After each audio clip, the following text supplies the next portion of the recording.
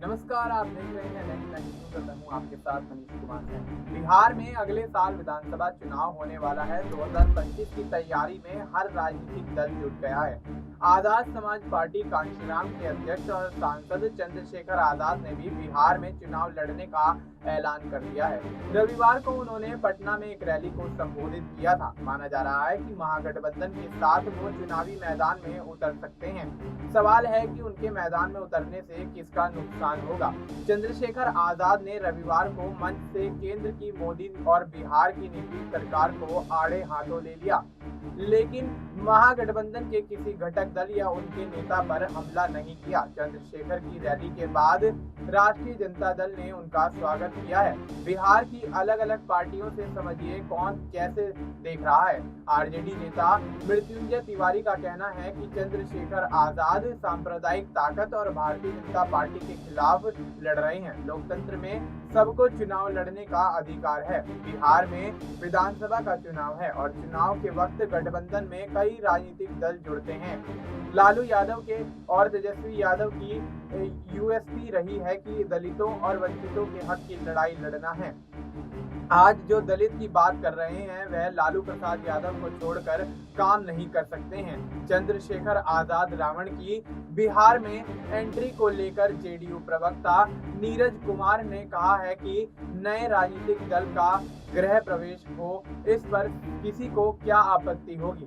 Chandrashekhar Azad parliament के member हैं और उन्हें इस बात को समझना चाहिए कि बिहार में दलित झंडा फहराता है तो मुख्यमंत्री उसके सामने खड़े रहते हैं। दलितों के सशक्तिकरण के लिए, दलितों के लिए रोजगार सृजन में हम नंबर 1 हैं। आगे उन्होंने ये भी कहा कि चिराग पासवान एनडीए में हैं। दूर दूर तक दलित वोट खिसकने की कोई भी संभावना नहीं है। बिहार के दलित नारा लगाते हैं, नीचे पासवान और ऊपर भगवान। दलितों ने उपचुनाव में शानदार वोट दिया। नीतीश कुमार ने दलितों के लिए काम किया और बाबा साहेब भीमराव अंबेडकर के सपनों को पूरा किया है। चंद्रशेखर का बिहार में चुनाव लड़ना या महागठबंधन के साथ आना, इससे एनडीए में कोई असर नहीं पड़ेगा। दलित वोट बैंक को साधने में चंद्रशेखर आजाद की पार्टी कितना कामयाब होगी यह तो वक्त ही तय करेगा। लेकिन एलजेपी रामविलास के नेता डॉक्टर विनीत सिंह ने कहा है कि जहां तक बात दलित भाइयों की है तो वह किसी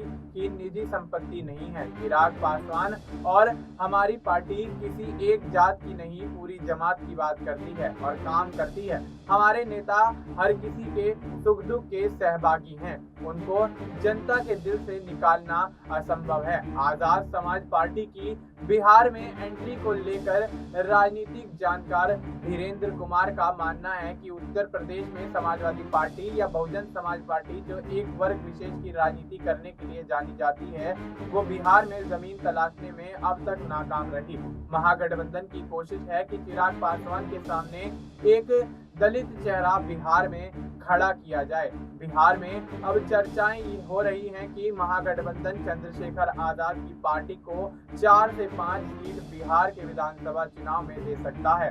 दलित वोट के साथ चिराग पासवान का तोड़ निकल सकता है।